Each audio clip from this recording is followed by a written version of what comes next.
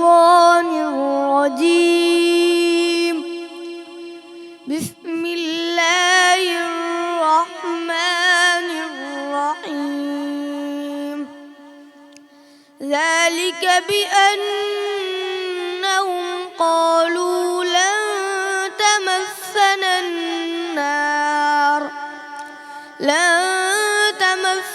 النار إلا أياما معدودة وغرهم في دينهم ما كانوا يفترون.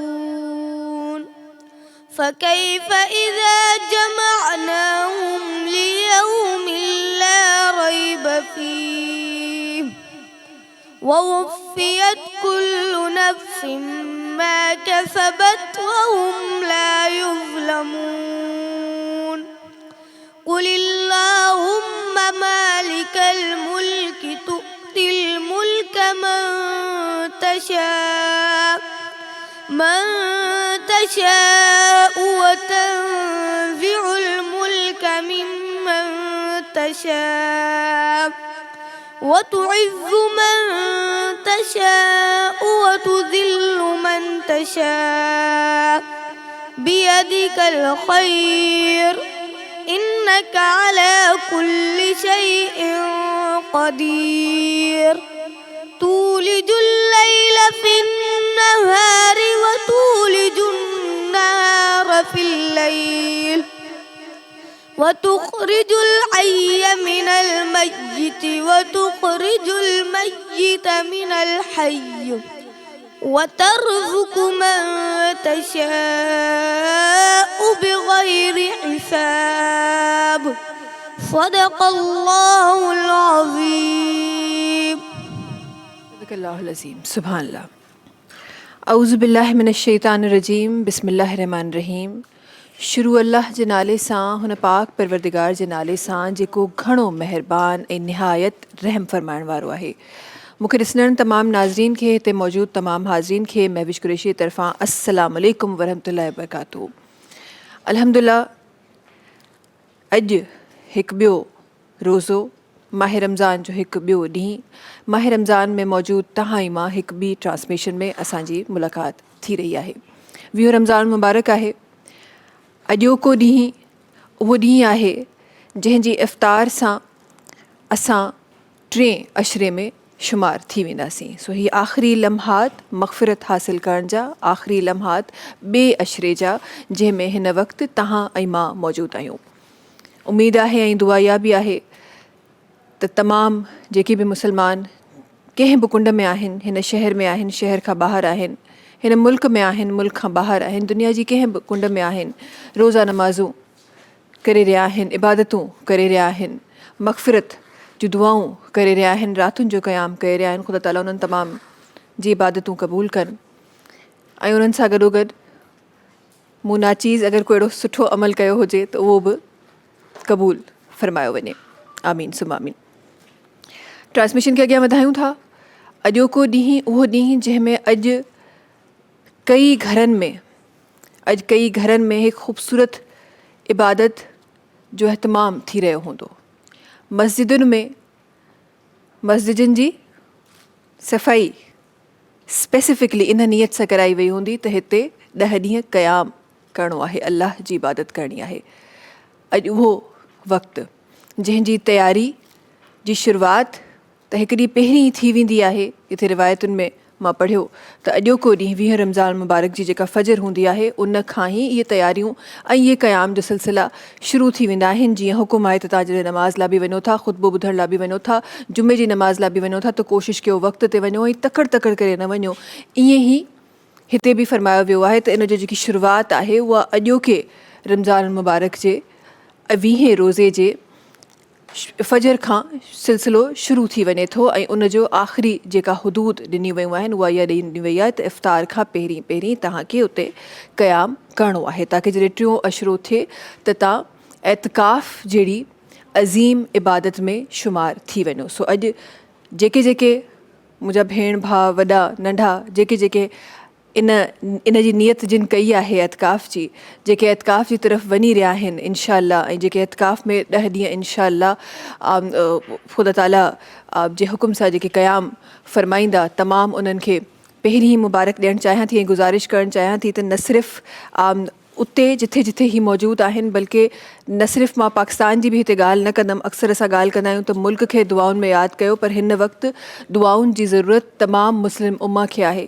दुआउनि जी ज़रूरत तमामु उन्हनि माण्हुनि खे आहे जेके हिन वक़्तु तकलीफ़ में आहिनि या तकलीफ़ जे ख़तरे में आहिनि। ख़ुदा ताला इन जेका अॼु इबादत असां उन्हनि तमामु भेण भाउरनि खे मिली रही आहे, उन जे सदके ख़ुदा ताला सॼे पाकिस्तान में, शहर कराची में, सॼी दुनिया में अमन अमान क़ाइमु करे। आमीन सुम आमीन। एतिकाफ़ जंहिंजे लाइ नबी करीम सल्लल्लाहु अलैहि वसल्लम जिन जे सवाब जे लाइ पाण छा फ़रमाइनि था त 2 हज ऐं 2 उम्रे जे बराबरि एतिकाफ़ जो सवाबु आहे।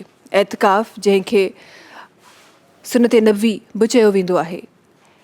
पाण सॻुरा सल्लल्लाहु अलैहि वसल्लम पाण पंहिंजी ज़िंदगी में इहे 10 ॾींहं एतिकाफ़ ज़रूरु कंदा हुआ, ऐं रिवायतुनि में अचे थो त हिकु एतिकाफ़ पाण ग़ालिबन रिवायत मुताबिक़ त उहो जेको पाण सॻोरनि जी दुनियावी ज़िंदगी जो आख़िरी रमज़ान मुबारक हो, उन में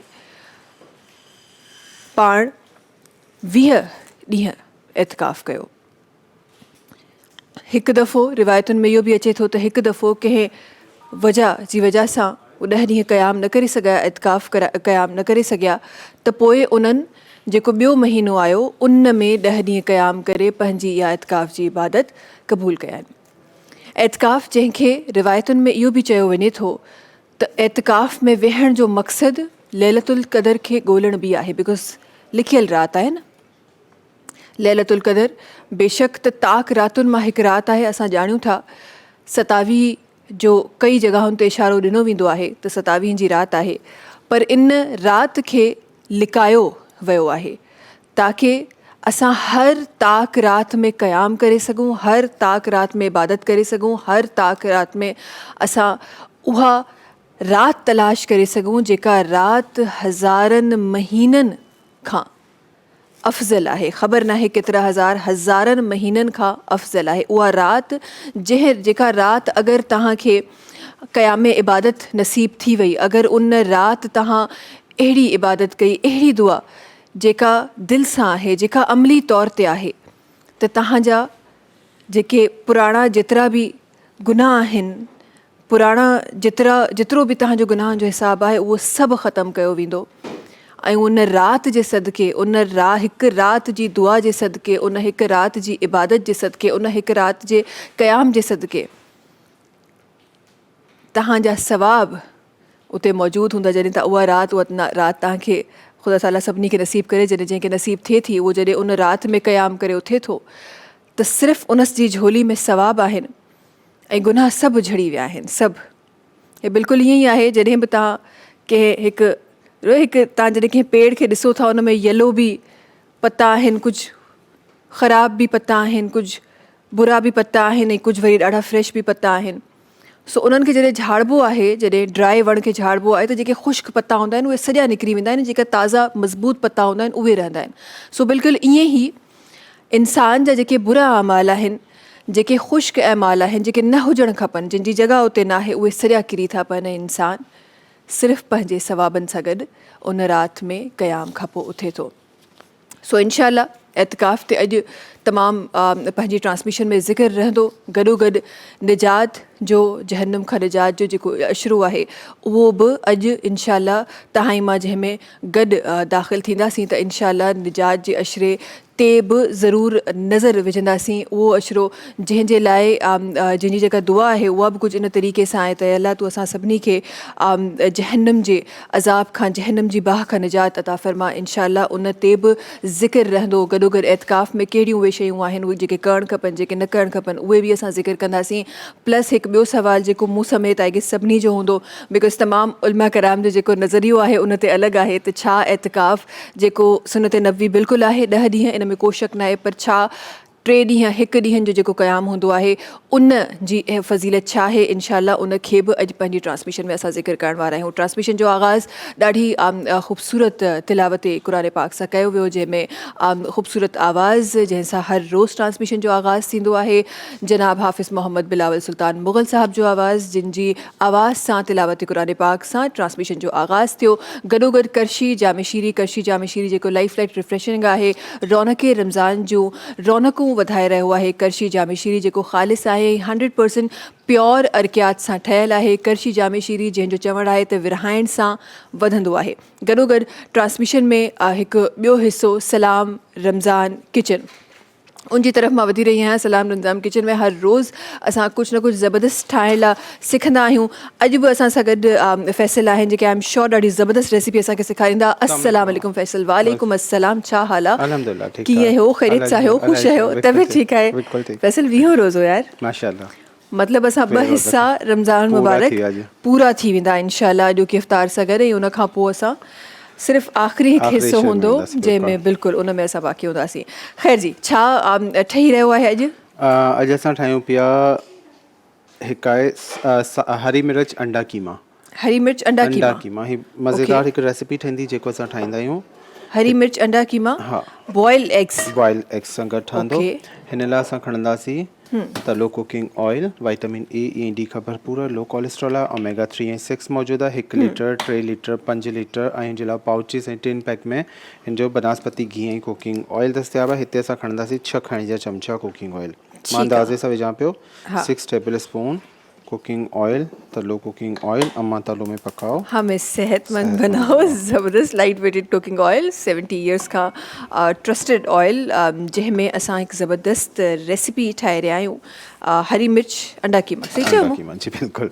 अच्छा, हरी मिर्च अंडा कीमा, ठीकु आहे। अच्छा, हरी मिर्च मतिलबु साई मिर्च जेका असांखे कढ़ाई कुछ में विझंदा आहियूं न, मोटी वारी, उहे खणी हुन जा ॿिज कढी ॿिज घटि करे छॾिजो ऐं हिन में 4 खां 5 विझंदासीं 2 अंडनि जे हिसाब सां। अगरि अंडा तव्हां वधायो पियो बॉइल त पोइ मिर्च वधाइजो। हाणे जीअं 2 अंडा आहिनि न त हिन में 3 सावा मिर्च विझंदासीं, 1 ॻंढ बसर जी हे विझंदासीं ऑमलेट वांगुरु फाइन चॉप थियल।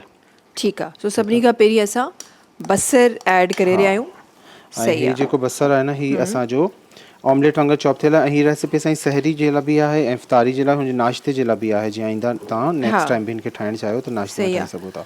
हूअं बि नाश्तनि वाश्तनि में त खोड़ सारी शयूं हूंदियूं आहिनि, बट सहरी एक्चुअली मतिलबु हिकु वॾो क्वेश्चन मार्क हूंदो आहे त अॼु सहरी में छा खाईंदासीं। I am very easy with this. सभिनी जे घर में ही इशू आहे। हा, no I am very simple, I am very easy. मुंहिंजे लाइ दही मानी इज़ इनफ। दही मानी एंड टपाल मेज़बान, that is enough for me. बेहतरीन। अच्छा, जीअं बसर खे नरम कंदासीं, अदरक थूम जो पेस्ट हली वेंदो 1 चांहि जो चमचो। ठीकु आहे, हिनखे सौते कंदासीं। बसर खे ॻाढ़ो न करिणो, बसि ईअं सॉफ्ट सौगी थी वञे थोरो। देन असां हिन में विझंदासीं सावा मिर्च 3 अदद, हे वधीक हलिया वेंदा आहिनि, थोरा सा कढी था वठूं।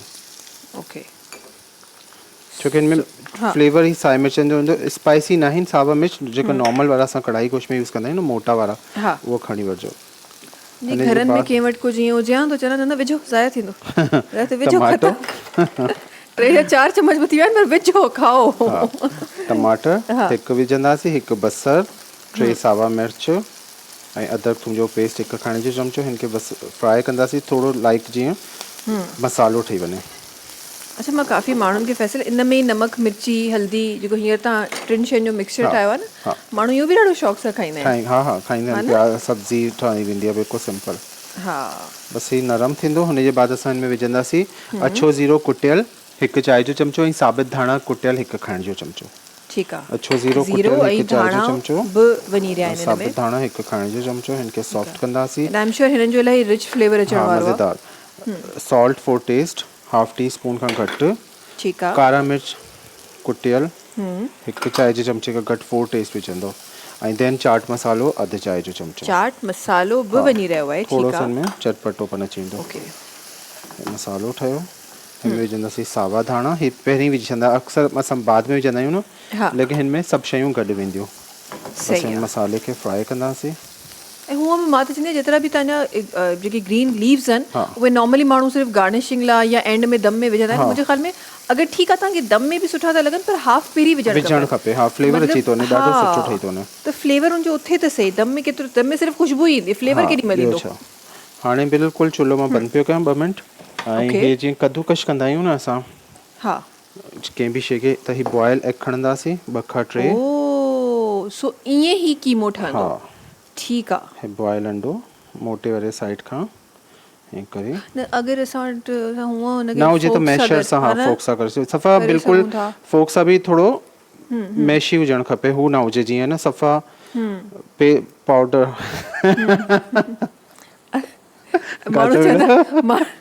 माण्हू सोचींदा फैसल खे अचानक छा यादि आयो.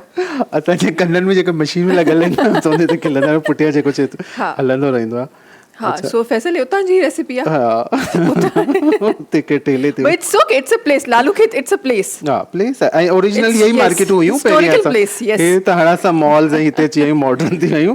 पहिरीं सभु कुझु ॾिसो. हा 10-15 साल पहिरीं त थोरो नज़र त विझो. हा छा हो. ख़ैर सो लालू खेती हरी मिर्च, लालू खेती हरी मिर्च अंडा कीमा सां ठाहे रहिया आहियूं. न सो इट्स ओके यार. हा चो न उते वधीक फेमस आहिनि. उते कटाकट ॾाढो ज़बरदस्त मिलंदो आहे. बंस रोड यार अर्सो थियो मां बंस रोड न वई आहियां. बंस रोड जूं जेके डिशेस आहिनि उहे केतिरियूं फेमस आहिनि. मज़ो ईंदो आहे बंस रोड में. सो यस इहे असांजो जेके असली कराची जंहिंखे चइबो आहे ओरिजिनल कराची. हा उहो ई आहे सॼो.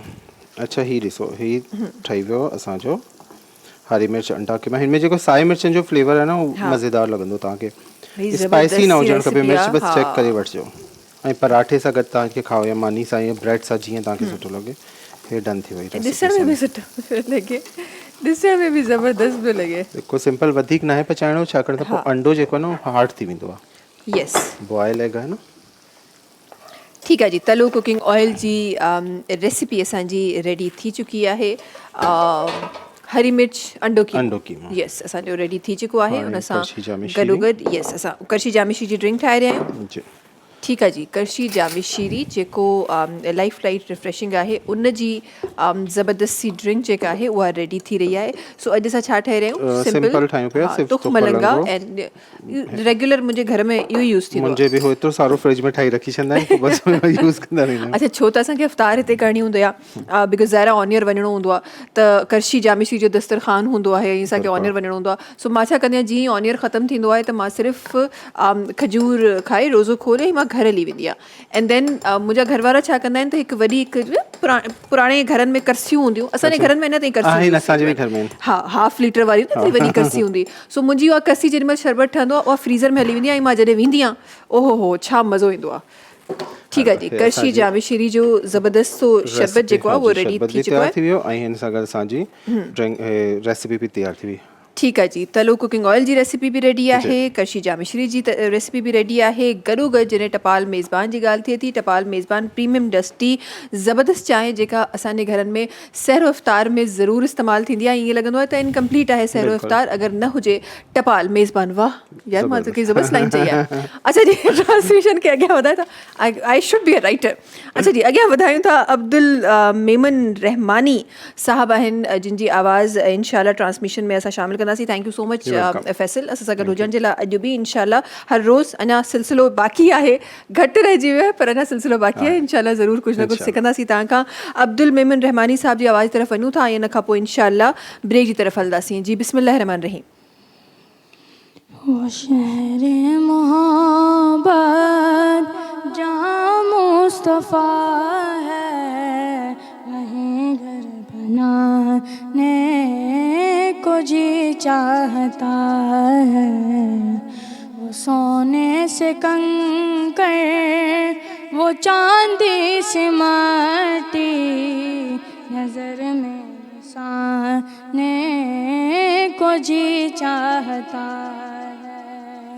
जो पूछा नबी ने कि कुछ घर भी छोड़ा तो सिद्दीक़ अकबर के होठों पे आया.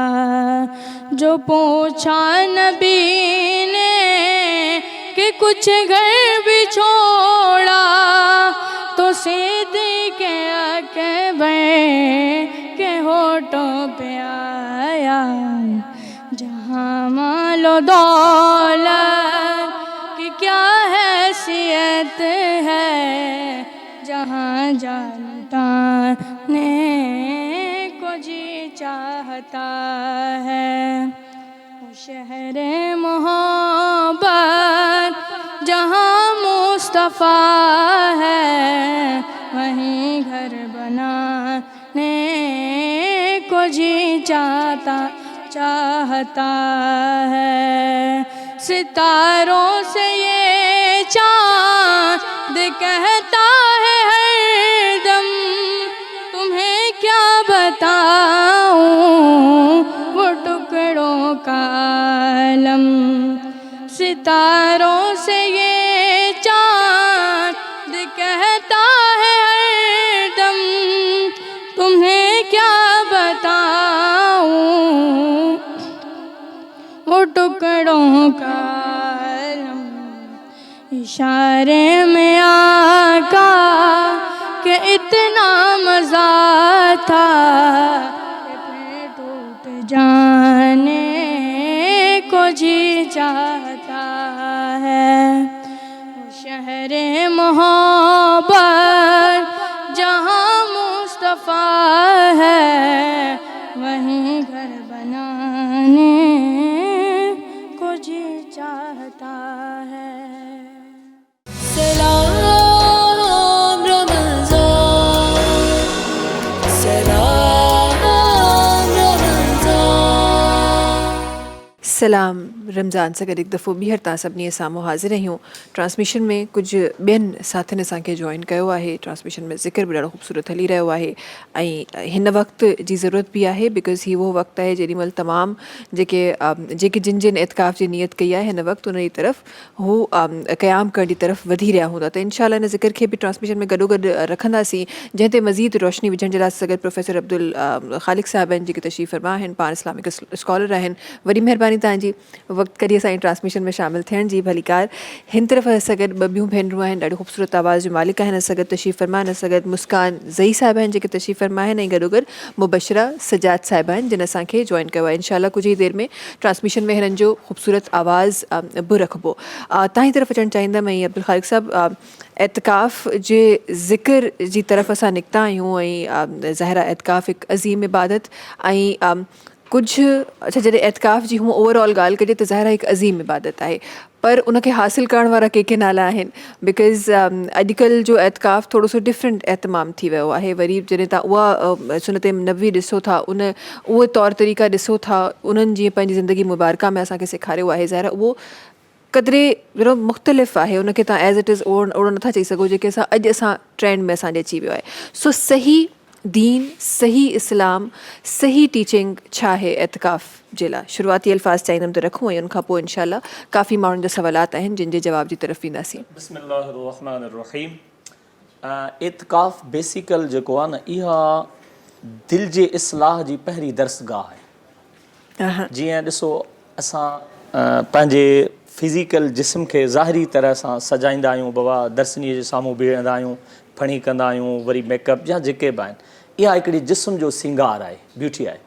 पर हिकिड़ी जेका रूह जी जो सिंगार आहे न ब्यूटी आहे उहा आहे खिलवत यानी तन्हाई में वेही ख़ुदावंद करीम खे यादि कर.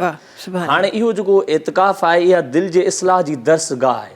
हाणे इन दर्सगाह में जेकॾहिं कंहिंजो रूह न निखरियो संवरजो न त पोइ मां त सम्झां थो त ॿी का दुनिया जी जॻह कान्हे का जंहिं ते इन जो रूह को निखरिजे. हाणे तव्हां ॾिसो त एतिकाफ़ हिकिड़ो तशबीह आहे क़बर सां. जीअं क़बर में माण्हू वेंदो आहे हज़ारे साल वेटिंग एरिया आहे. हाणे जॾहिं क़यामत थिए माण्हू उथे हिसाब किताब ॾे त एतिकाफ़ बि बेसिकल पंहिंजे माइटनि मिटनि दोस्तनि दुनियादारी सभिनी खां कटिजी करे यकसोई सां हू अलाह ख़ुदावंद करीम जी बंदगी इबादत कंदो आहे. उन में रूह ॾिसो न जिस्म जो तालुक़ु ज़मीन सां आहे. तव्हां खुराक खाईंदा जिस्म हरबो थींदो आहे पर जॾहिं तव्हां ज़िक्रुल्लाह कंदा आहियो अलाह खे यादि कंदा आहियो त तव्हांजो रूह तरो ताज़ो थींदो आहे. क़ुर में आहे त वला तुबाशिरूहुन्न व अंतुम आकिफून फिल मसाजिद.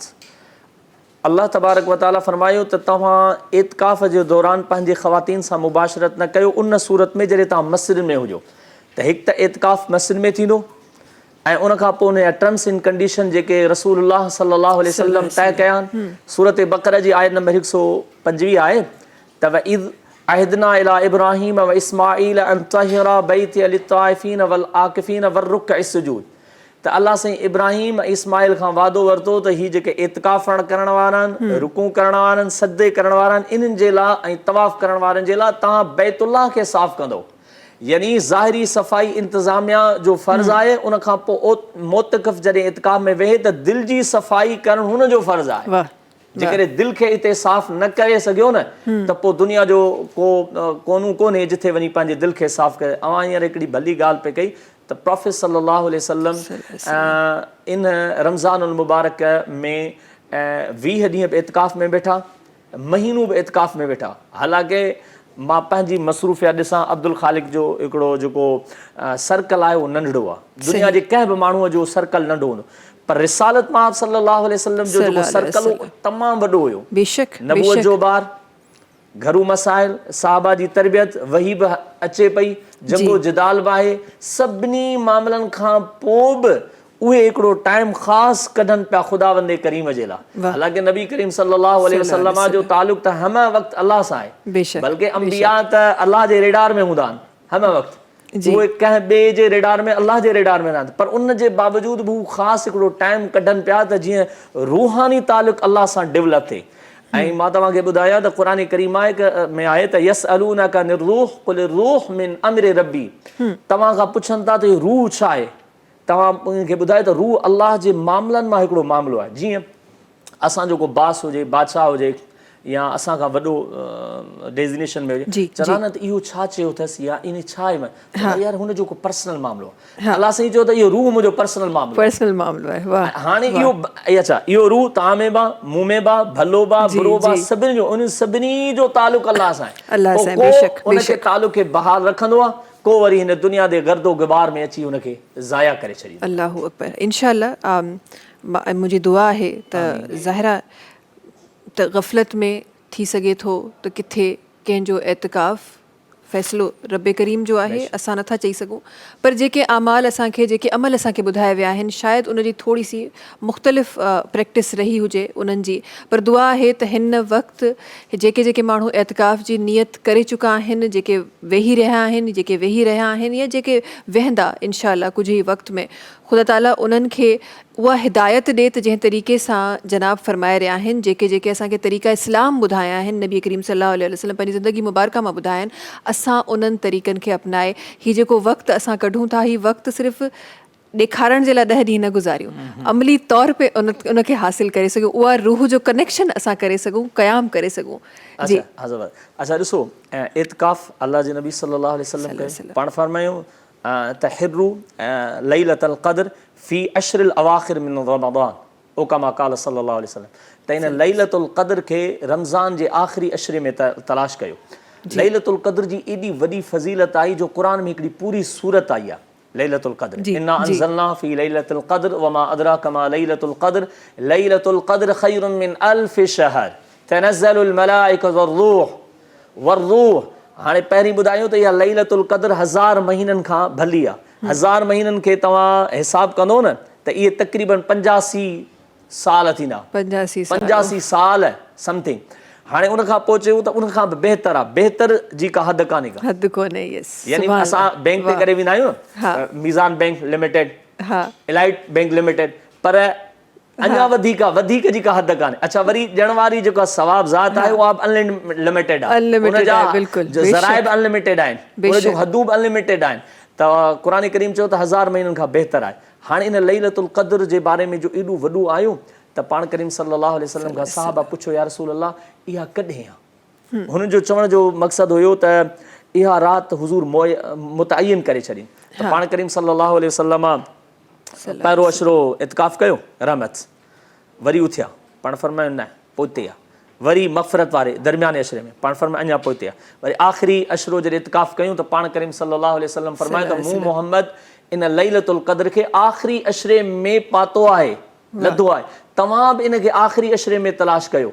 हाणे कुझु माण्हू चवंदा आहिनि त बाबा लैलतुल क़द्र खे मुतअय्यन छो न कयो? ॾिसो, लैलतुल क़द्र जो में इबादत जो सवाब हेॾो वॾो आहे, एॾो वॾो आहे, यानी इहो जीअं असां लंडो खेॾींदा आहियूं न, त ईअं घोटी हीअं वञे त मथे चढ़ी वञे, सम्झो त उन राति में हिकिड़ो लम्हो पातई त सम्झो त 1000 सालनि जी 1000 महीननि जी हुन इबादत कई। पर ख़ुदा न ख़ास्ता को बदबख़्त ऐं उनखे ख़बर बि हुजे त इहा फलाणी तारीख़ फलाणो टाइम आहे, उन जे बावजूद बि करे त जेतिरो सवाब उनजो आहे त उनजो गुनाह बि ओतिरो आहे। जीअं मके ऐं मदीने में असां वेंदा आहियूं त नेकी जो ग्राफ जेतिरो मथे आहे त उनजो गुनाह जो ग्राफ बि ओतिरो मथे आहे। जेतिरी बंदगी जो ग्राफ मथे ईंदो, बेनिफिट मिलंदो, ओतिरो जेकॾहिं का नाफ़रमानी कई, नऊज़ बिल्लाह का गफ़लत कई, का गुनाह कई, का मासियत कई, त उनजो वबाल बि ओतिरो थींदो।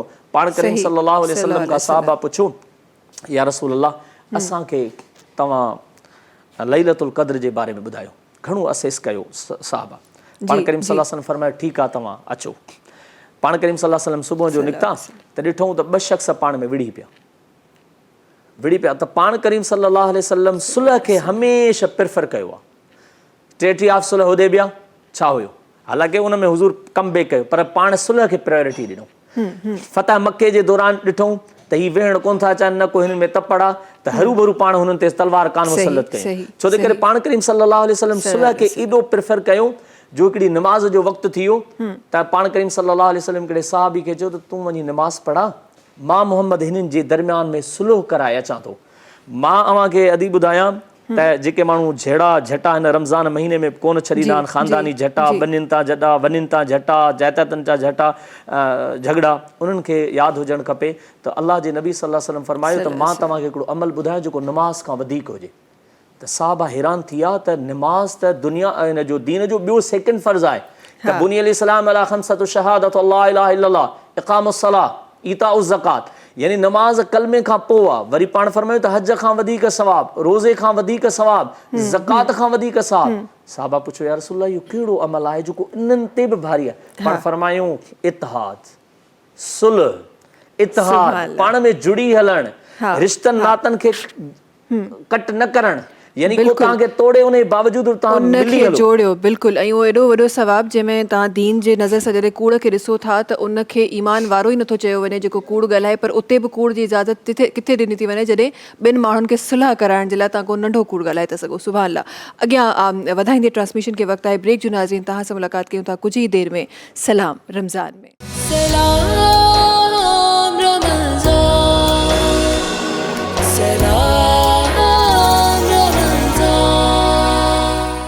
सलाम रमज़ान सां गॾु हिकु दफ़ो ॿीहर तव्हां सभिनी साम्हूं हाज़िर आहियूं।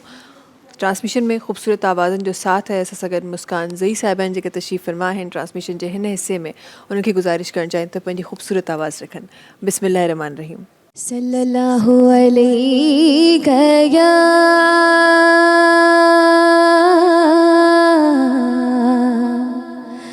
या रसूल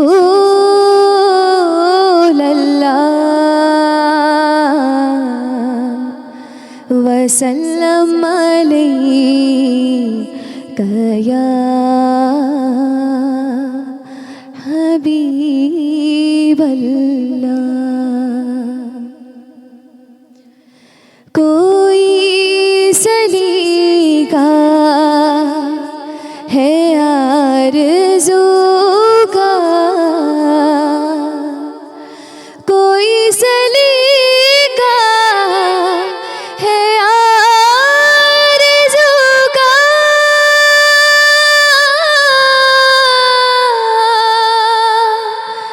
न बंदगी मेरी बंदगी है, मैं इस करम के कहाँ था काबिल, हुजूर की बंदा परवरी है, ये सब तुम्हारा करम है आका,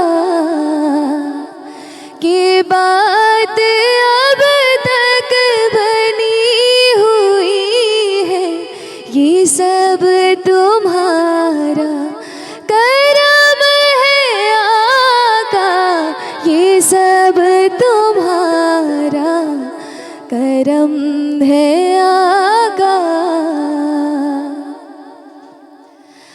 عطا کیا مجھے کو درد الفت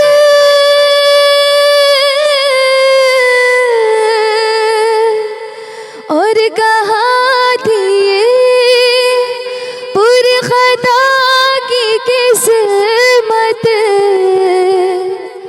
عطا کیا مجھے کو درد الفت اور کہاں تھی یہ پر خطا کی قسمت میں اس کرم کے کہاں تھا قابل یا رسول اللہ میں اس کرم کے کہاں تھا قابل حضور کی بندہ پروری ہے یہ سب تمہارا کرم ہے آقا سبحان اللہ ماشاء اللہ بہت خوب بہت پیارا پڑھا آپ نے. عبدالخالق صاحب کچھ سوالن جا جواب जेके आई एम श्योर काफ़ी माण्हू जेके ॾिसी रहिया आहिनि उन्हनि जे ज़हननि में हूंदा. जेको हुकुम फरमायल आहे उहो त सिर्फ़ु इहो ई फरमायल आहे त जॾहिं बि तव्हां एतिकाफ़ में वेहो था शुरूआती हिकु कॉन्सेप्ट सोचूं था त एतिकाफ़ में ज़ाहिर तव्हां 10 ॾींहं तव्हां पंहिंजे पाण खे पाबंद करे रहिया तव्हां सिर्फ़ु अल्लाह जी इबादत में मशगूल हूंदो तव्हां दुनियावी कमनि खां परे हूंदो तव्हां हिकु कुंड घर जेके किथे कुझु लिखियलु आहे जीअं तव्हां चयो त मस्जिद पर वरी जॾहिं असां मस्जिद जी ॻाल्हि कयूं था त ज़ाहिर मस्जिद में इज्तिमाही एतिकाफ़ थी रहिया हूंदा आहिनि काफ़ी सारा माण्हू हूंदा आहिनि जेके गॾु एतिकाफ़ करे रहिया हूंदा आहिनि त पोइ उहे उन्हनि खे कहिड़ी ज़रूरत मां जॾहिं तव्हां उन जॻह मुक़दस जॻह ते वेहो था ठाहियो था उन जॻह ते उथिणो आहे त उहे कहिड़ियूं शयूं आहिनि जंहिंजे लाइ तव्हांखे उथिणो आहे या तव्हां बिल्कुलु पाबंद आहियो तव्हां बिल्कुलु उन जॻह खां ॿाहिरि नथा निकिरी सघो किथे मूं पढ़ियो त सिर्फ़ु शरई ज़रूरत जे लाइ तव्हां निकिरी सघो था अदरवाइज़ तव्हां नथा निकिरी सघो इन जो ख़ुलासो चाहींदमि तव्हांजे लफ़्ज़नि में थी सघे. ज़बरदस्त इहो स्पेशल असांजा उहे अहबाब ॿुधनि जेके मस्जिद में इतिकाफ़ कंदा स्पेशल मर्द हज़रात त अॼु इतिकाफ़ दुनिया भर जूं जेतिरे मस्जिदूं आहिनि सभिनी में नौजवान वेहंदा पोड़ा पका सभु वेहंदा इतिकाफ़ में. ॻाल्हि इहा आहे त जेका अवां टर्मिनोलॉजी इस्तेमालु कई त शरई तक़ाज़ा मिसाल क़ज़ाए हाजत आहे जंहिंजे लाइ तव्हांखे अंडरस्टूड आहे वञिणो शरई जेको बि उज़ुर आहे न उहो सभु मस्जिद खां ॿाहिरि वञी क़ाबिल क़बूल आहे ठीकु आहे. बाक़ी जेको शरई उज़ुर न आहे उहो चाहे ख़ुशी हुजे ग़मी हुजे छा बि हुजे उहो उनखे तव्हां अटेंड नथा करे सघो छो जे करे तव्हां हींअर अलाह जी बंदगी में आहियो.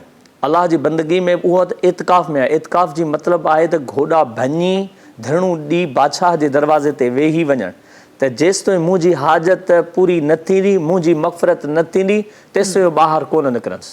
त हाणे जेका क़ज़ा आहे शरई उहा त हिकिड़ी फितरी अमल आहे उन सां सभई दो चार आहिनि. ईअं न आहे त दुनिया जा 2 अरब माण्हू उन सां दो चार आहिनि त 2 अरब न आहिनि 2 करोड़ आहिनि त 2 करोड़ उहे त सभई कामन आहे. त जेका कामन आहे उहा शरीयत उतां पंहिंजो जेको आहे अहकामात आहिनि उन्हनि खे मरफ़ू करे छॾींदी आहे खणी छॾींदी आहे बशर्ते के उहो शरई आहे त ठीकु आहे जेकॾहिं शरई न आहे त पोइ ॿाहिरि न ख़ुशी जे लाइ न ग़मी जे लाइ न कचहरी लाइ न एग्रीमेंट करण जे लाइ न कंहिं सौदे जे लाइ या ॿिए कंहिं जे लाइ बि वञणु कोन्हे. बाक़ी हिकिड़ी ॻाल्हि मां अव्हांजी ख़िदमत में अर्ज़ु कयां मुख़्तसरन त हज़रत इब्न अब्बास रज़ी अल्लाह अन्हु इतिकाफ़ में वेठा उन्हनि वटि हिकिड़ो माण्हू आयो ऐं उन चयो त मूंखे फलाणो कमु आहे मुंहिंजो थिए कोन थो मदीने में तमामु ई सुजो था जेको मुंहिंजो कमु करे सघो था. पाण इतिकाफ़ मां उथिया ऐं उन ज़माने जूं मस्जिदूं सादियूं हूंदियूं. अॼु त मस्जिदनि में अॼु त मोतकफ़ीन ॾिसनि था त लर्जरी किथे असांखे सहूलियत आहे त बाबा खाधो बि किथे मिले थो सभु सहूलियतूं मिलनि थियूं पंखा किथे आहिनि जी जी. हालांकि इतिकाफ़ में तव्हां लर्जरी खे डिस्कनेक्ट थियो जॾहिं निंड ई शरीयत तव्हांजी खसे थी त बाक़ी शयूं छा बि आहे बिल्कुलु जॾहिं निंड ई चए थी त बाबा निंड खे क़ुर्बान कयो त पोइ पाण उथिया साहबी रसूल ऐं चप्पल खणी जॾहिं ॿाहिरि निकिता त कंहिं माण्हूअ चयो त साईं तव्हां त इतिकाफ़ में आहियो त पाण फरमायूं अलाह जे नबी सल्लल्लाहु अलैहि वसल्लम खां ॿुधो आहे त कंहिं माण्हूअ जी हाजत खे पूरो करणु 2 हज ऐं ॿिनि एतिकाफ़नि खां अलाह खे वधीक प्यारो आहे। इहा बंदे जी हाजत आहे, यानी अलाह उन माण्हूअ जी मदद करे थो, उन जी इबादत बि क़बूल करे थो जेको बंदनि जी हाजतुनि खे प्रेफर करे थो, उन्हनि खे प्रायोरिटी ॾिए थो। सही सही ऐं ॾाढी ख़ूबसूरत ॻाल्हि तव्हां कई। ऐं हूअं बि जॾहिं बि तव्हां एतिकाफ़ जी ॻाल्हि कयो था त ज़ाहिर जॾहिं तव्हां वेहो था त खोड़ सारा ज़हन में सवालात हूंदा आहिनि, ज़ाहिर तव्हां उलमा कराम खां बि पुछंदा आहियो, किताबुनि में खोड़ कुझु मौजूदु आहे, पर कुझु बेसिक शयूं अहिड़ियूं हूंदियूं आहिनि जिन जो जेको असां जेसिताईं उन जिन जिन खे नसीब थियो आहे उहे पाण उन ॻाल्हि खे सम्झी सघनि था, जेसिताईं तव्हां उन कैफ़ियत में हूंदा आहियो ओसिताईं तव्हांखे लॻंदो आहे त अञा बि मूंखे ख़बर नाहे, अञा बि ख़बर नाहे त कीअं करिणो आहे, छा करिणो आहे। ख़ुदा ताला सभिनी खे नसीब करे। ऐं हूअं बि किथे मूं पढ़ियो त ज़िंदगी में हर शख़्स खे हिकु दफ़ो त एतिकाफ़ ज़रूरु करणु खपे ऐं कैफ़ियत सां गॾु। सिर्फ़ु 4 दीवारी में बंदि नाहे थियणो, सिर्फ़ु 4 परदनि में बंदि नाहे थियणो, कैफ़ियत सां गॾु एतिकाफ़ करिणो आहे। पोइ उहो 10 खां पोइ अचे या 20 खां पोइ अचे, पर कैफ़ियत सां गॾु एतिकाफ़ करिणो आहे। को ज़िंदगी में हिकु दफ़ो एतिकाफ़ ज़रूरु करणु खपे। अॻियां वधूं था असां सां गॾु मुबशिरा सजाद साहिबा आहिनि जेका तशरीफ़ फ़रमा आहिनि, उन्हनि खे गुज़ारिश करणु चाहिनि त पंहिंजी ख़ूबसूरत आवाज़ सां ट्रांसमिशन में रखनि। बिस्मिल्लाह रहमान रहीम। मेरे आका के मुद्दत हुई है, मेरे आका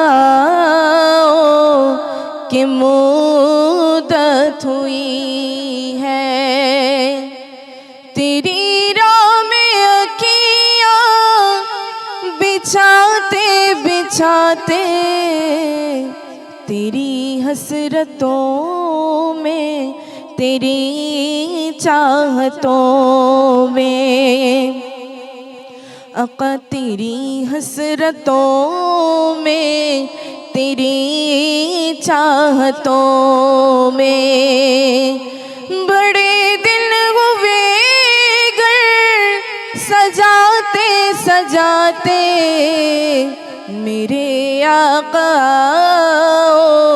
की मुद्दत हुई है।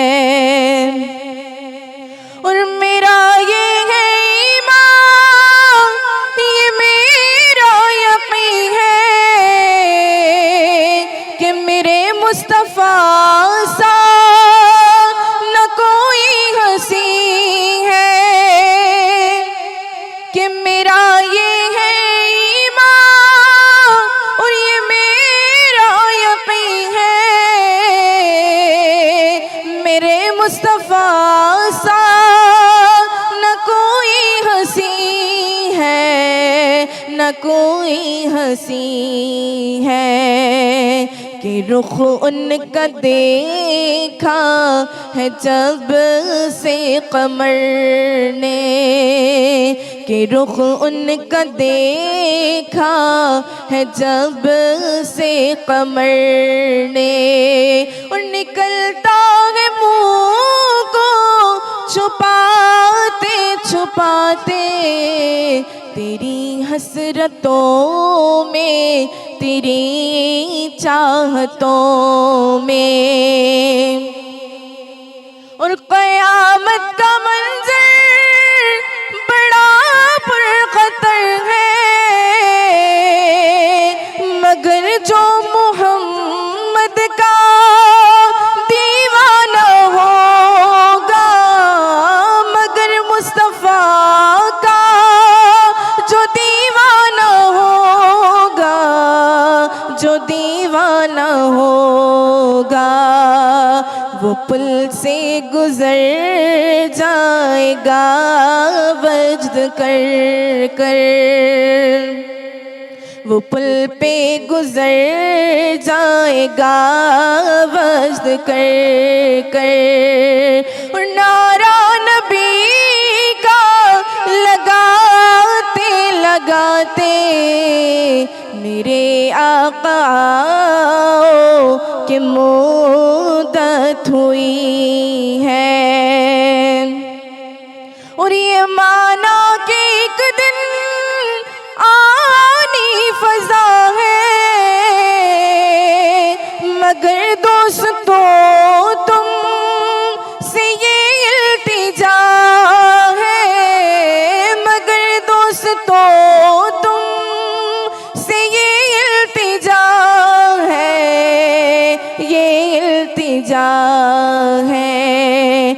شہر محمد کی ہر ایک گلی سے، کہ شہر محمد کی ہر ایک گلی سے،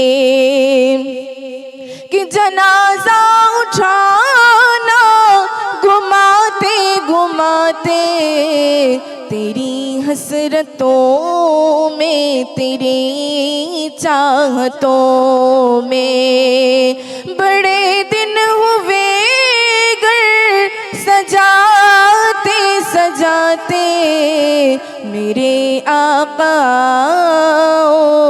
کی مدت ہوئی ہے۔ سبحان اللہ سبحان اللہ ماشاء اللہ۔ ٹرانسمیشن میں وقت ہے بریک جو ناظرین تہاں سے ملاقات کیوں تھا کچھ ہی دیر میں سلام رمضان میں۔ سلام رمضان، سلام رمضان،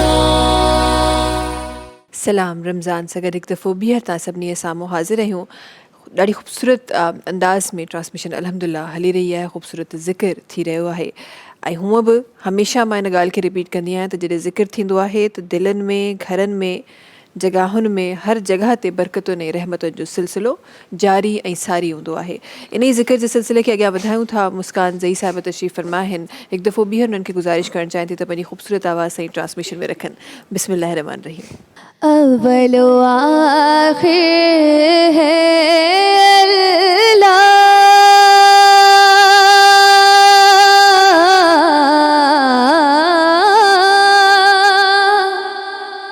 باطن و ظاہر ہے اللہ،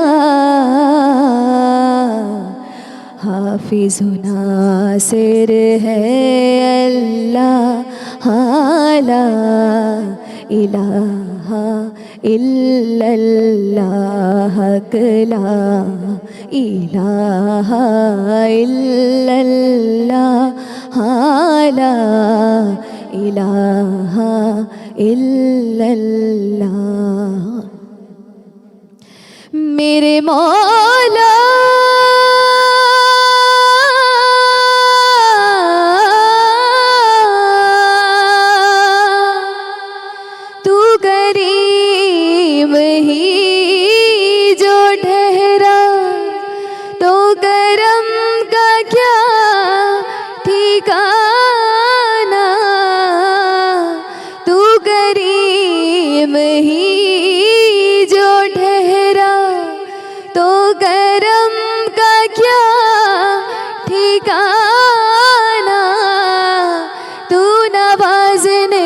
پہ آئے میرے مولا تو نواز دے زمانہ، تو نوازنے پہ آئے میرے مولا تو نواز دے زمانہ، تو پڑھیے لا الہ الا اللہ، لا الہ الا اللہ۔ سبحان اللہ سبحان اللہ ماشاء اللہ ماشاء اللہ۔ अॻियां वधायूं था ट्रांसमिशन खे। मुंहिंजी भेण ॾाढो ख़ूबसूरत अंदाज़ में ज़िक्र रखियो आहे माशाअल्लाह। ऐं हिकु जेको सवाल आई एम श्योर त सभिनी जे ज़हननि में ज़रूरु ईंदो हूंदो ऐं उन जा जवाब थोरा सा किथे किथे मुख़्तलिफ़ मिलंदा आहिनि। आई एम श्योर त तव्हांखे बि उन सवालनि जा खोड़ सारा जवाब जे तव्हां रिसर्च जे हुन में हूंदा हो त तव्हांखे ज़रूरु खोड़ सारा अलॻि अलॻि जवाब मिलंदा हूंदा। पर सही दीन इस्लाम जी रोशनी में उनजो सही जवाब तव्हांजे लफ़्ज़नि में ॻोल्हण जी कोशिशि कई रही आहियां मां। जॾहिं बि औरतुनि जे एतिकाफ़ जी ॻाल्हि थींदी आहे, ज़ाहिर आहे मर्द हज़रात उन्हनि ते बि खोड़ सारियूं ज़िम्मेदारियूं आहिनि। ईअं न आहे त उहे ज़िम्मेदारियुनि खां लातालुक़ आहिनि, उन्हनि ते बि खोड़ सारियूं ज़िम्मेदारियूं आहिनि। उहे पंहिंजूं ज़िम्मेदारियूं छॾे अलाह जी इबादत जे लाइ वञी एतिकाफ़ कनि था। पर जेके औरतूं आहिनि उन्हनि उहे औरतूं जिन खे ॿार बि ॾिसणा आहिनि, जिन खे घर बि ॾिसणो आहे, घर जो किचन बि ॾिसणो आहे, पर इबादत बि करणी आहे। सो अक्सर असांजो इहो ज़िक्र हमेशह रहंदो आहे। पर जॾहिं औरत एतिकाफ़ करे त सभिनी खां पहिरियों सवाल जीअं तव्हां चयो त एतिकाफ़ जो हुकुम मस्जिद जो आहे। सो औरत जे लाइ मस्जिद ज़ाहिर काफ़ी सारा अहिड़ा ममालिक बि आहिनि जिथे मस्जिदूं अलॻि आहिनि, उते औरतूं एतिकाफ़ करे सघनि थियूं। असां वटि ज़ाहिर उहो सिस्टम नज़र नथो अचे, पर ईमान वारे जी दिलि त साॻी आहे हुन मुल्क में बि, हिन मुल्क में बि। त ईमान वारो त एतिकाफ़ करणु थो चाहे।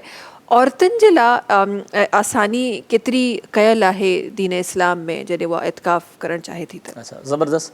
मां चवां थो सामीन हिन खे गौर सां ॿुधनि। ख़वातीन हिन खे ॿिनि हिसनि में असां विरहायूं था। पहिरियों अव्हां जो सुवालु हुयो त छा ख़वातीन जेके मस्तूरात आहिनि उहे मसाजिद में एतिकाफ़ करे सघनि थियूं? जी, करे सघनि थियूं, बट कुझु टर्म्स एंड कंडीशन आहिनि जे उहे इंतिज़ामात आहिनि। छो जे करे जीअं मर्द जे लाइ इस्लाम आहे, औरत लाइ बि ईअं आहे। जीअं अजर सवाब जो मुतमनी मर्द आहे, ईअं बि औरत बि आहे। ठीकु आहे, इन में को फ़र्क़ु कोन्हे को, बट कुझु हुदूद ऐं क़यूद आहिनि। जेकॾहिं उन्हनि जी पासदारी थिए थी त ठीकु आहे, न त पोइ औरत जी बहितरीनु जेका नमाज़ आहे, बंदगी इबादत आहे, ज़िक्रो असगार आहे, इस्तग़फ़ार आहे, उहा पंहिंजे घर में हिकिड़ी मख़सूस जॻह मुतयन करे छॾे त जीअं ॿार बि डिस्टर्ब न कनि, उहा पाकाई बि हुजे, साफ़ सुथरी। ॾिसो न, रूहानी सफ़ाई सां गॾु जिस्मानी सफ़ाई लाज़िम आहे, त पोइ उन सां गॾु औरत घर में एतिकाफ़ करे। जेकॾहिं मस्जिद में वाक़ई इंतिज़ाम आहे, असांजे मुल्क पाकिस्तान में मूंखे मस्जिदूं कोन थियूं मिलनि। असांजा माण्हू चवंदा त बाबा औरत मस्जिद में नमाज़ नथी पढ़ी सघे। छो बाबा, औरत मार्केट वञी सघे थी, यूनिवर्सिटी पढ़ण लाइ वञी सघे थी, त मस्जिद छो नथी? हा, इहो चयो आहे त कुझु जेके हुदूद आहिनि उनजी पासदारी करणु। पोइ जेकॾहिं आहिनि मिसाल इंतिज़ामात बाक़ाइदा आहिनि, परदे जो इतमाम आहे, जिथे मर्दनि जो मख़लूत अचु वञु आहे, त पोइ त ठीकु आहे, न त पोइ औरत घर में करे। अच्छा, वरी ॿी हिकिड़ी मां तव्हांखे ॻाल्हि ॿुधायां, जेको शरई मसइलो आहे। अलाह साईं हक़ ॻाल्हि करण खां हया न कंदो आहे, हक़ ॻाल्हि कंदो। औरतुनि खे मख़सूस अयाम हूंदा आहिनि, जेकॾहिं एतिकाफ़ जे दौरान उहे अयाम अची वञनि त एतिकाफ़ हुनखे टोड़णो पवंदो। सही। छो जे करे इहा मरफ़ूल कलम आहे, ख़ातून जेका उन टाइम पीरियड मां गुज़रे थी, माहवारी मां गुज़रे थी, उहे जेके अयाम आहिनि उन्हनि में हू रोज़ो कान रखंदी, बक़ाया ॾींहं कज़ा कंदे। नमाज़ त उन ते उन टाइम ड्यूरेशन में माफ़ आहे, छो जे करे नमाज़ 12 ई महीना आहे, ॾींहं में 5 वक़्त आहे 24 कलाकनि में, त रोज़े जी कज़ा कंदी, नमाज़ जी कज़ा। पर जेकॾहिं एतिकाफ़ कयो अथसि, मिसाल आहे एतिकाफ़ 2 ॾींहं कई, अञा पोइ हिते कुझु ॾींहं बचा आहिनि, ऐं उहा सिचुएशन आई, त हाणे बक़ाया ॾींहं जेके आहिनि उहे वरी पोइ कज़ा करे बाद में वेहंदी। बाद में वेहंदी, ठीक, अगर त नियत थी वञे त पोइ बाद में ठीक आहे। छो जे करे ही एतिकाफ़ जेको आहे नफ़ली सुन्नत आहे, पर जेकॾहिं को उज़र जे बिहाफ ते हुनखे वञे थो त हाणे इन ते वाजिबु आहे त इहो हिनखे मुकमल करे। ठीकु आहे न? त हाणे जेकॾहिं ख़वातीन खे इहे ॾींहं अचनि, अंडरस्टूड आहे, नेचुरली आहे, हिन में त का ॻाल्हि कान्हे का। त इहे जेकॾहिं अयाम अची वञनि त पोइ ख़वातीन बक़ाया ॾींहं में उनखे मुकमल कनि, ऐं रोज़ा बि बक़ाया ॾींहंनि में रखंदियूं।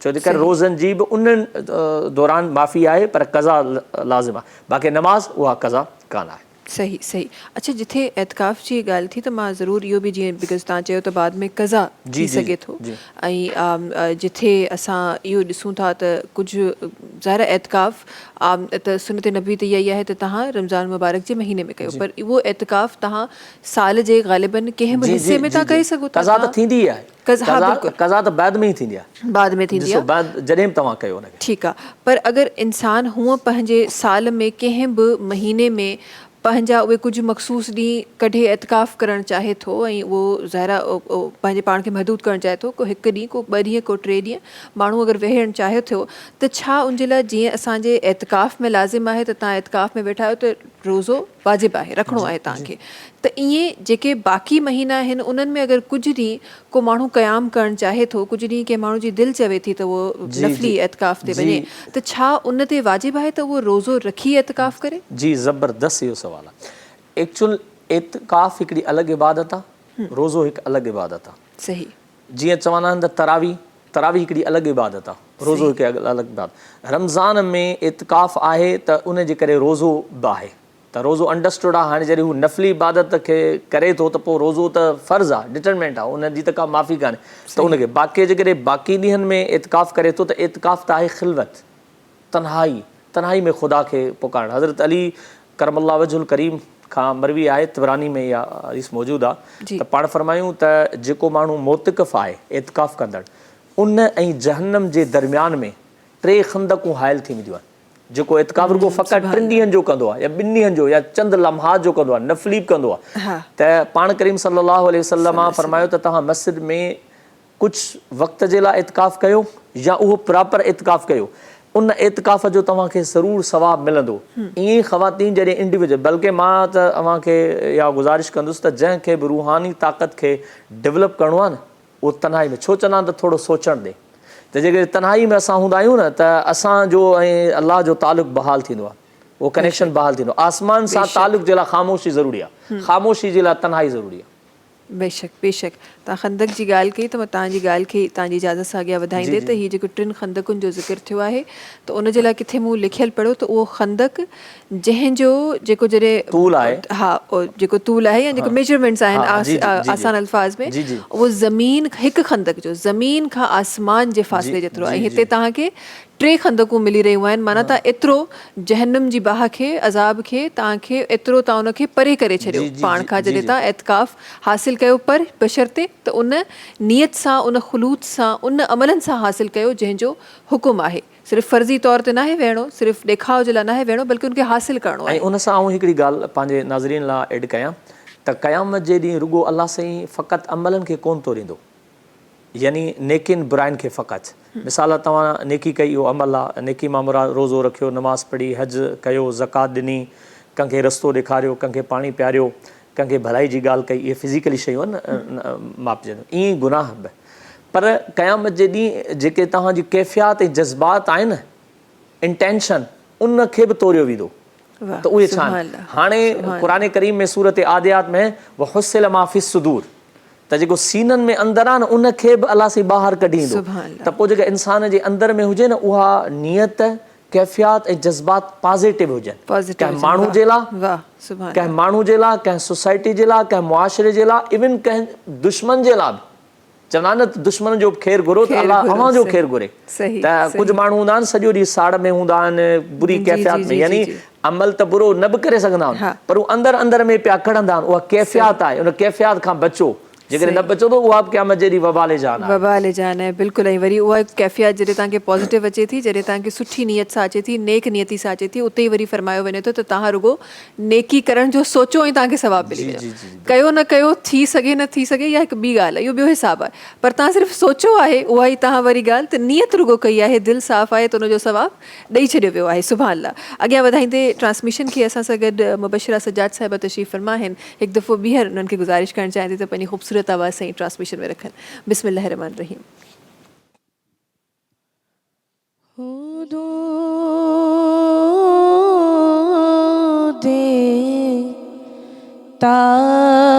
तायरे सिदरा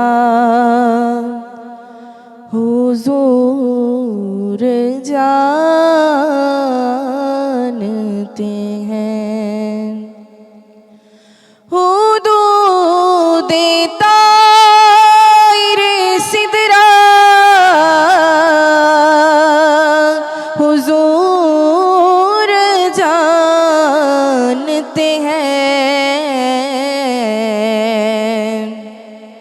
और कहाँ है अर्शे मुअल्ला हुजूर जानते हैं, कहाँ है अर्शे मुअल्ला हुजूर जानते हैं, और वही है पे करे शर्मो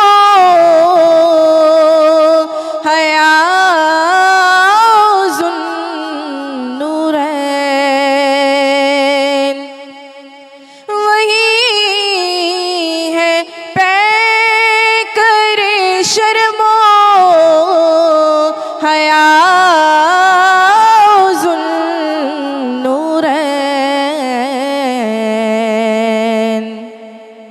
के मकाम उनकी हया का हुजूर जानते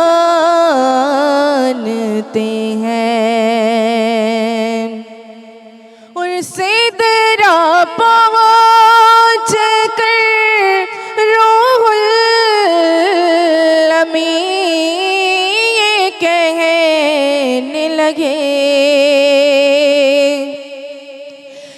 सिदरा पहुँच कर रूहुल अमी ये कहने लगे कि यहाँ से आगे का रास्ता हुजूर जानते हैं कि यहाँ से आगे का रास्ता हुजूर जानते हैं। और कहाँ है अर्श मुअल्ला बस हुजूर जानते हैं। सुभान अल्लाह, सुभान अल्लाह, माशाल्लाह, माशाल्लाह। एतकाफ़ जो ज़िक्र थी रहियो आहे, जिथे एतकाफ़ खे सवारण जो ॻाल्हियूं थी रहियूं आहिनि, उते ख़ुदा न ख़ास्ता एतकाफ़ जिन ॻाल्हियुनि सां, जिन जी मुमानियत आहे, जिन ॻाल्हियुनि सां एतकाफ़ बहितर नथो थी सघे, उन जे हवाले सां बि चाहींदमि त ज़रूरु अब्दुल ख़ालिक़ साहब ज़रूरु गुफ़्तगू कंदा हलूं, उन जे हवाले सां बि पंहिंजे नाज़रीन खे आगाह कंदा हलूं त कहिड़ियूं उहे शयूं आहिनि जिन जी सख़्ती सां मुमानियत आहे एतकाफ़ में। ज़बरदस्त।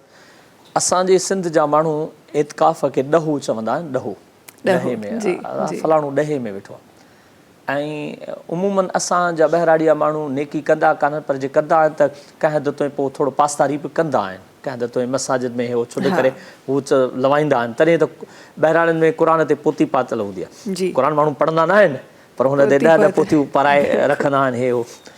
हाणे ॻाल्हि इहा आहे त एतकाफ़ वॾी हिकिड़ी बहितरीनु इबादत आहे, यानी पसंदीदा इबादत आहे। ये पसंदीदा हुई तॾहिं त पाण करीम सल्लल्लाहु अलैहि वसल्लम तक़रीबन हर साल एतकाफ़ करण जी कोशिशि कई या कयो।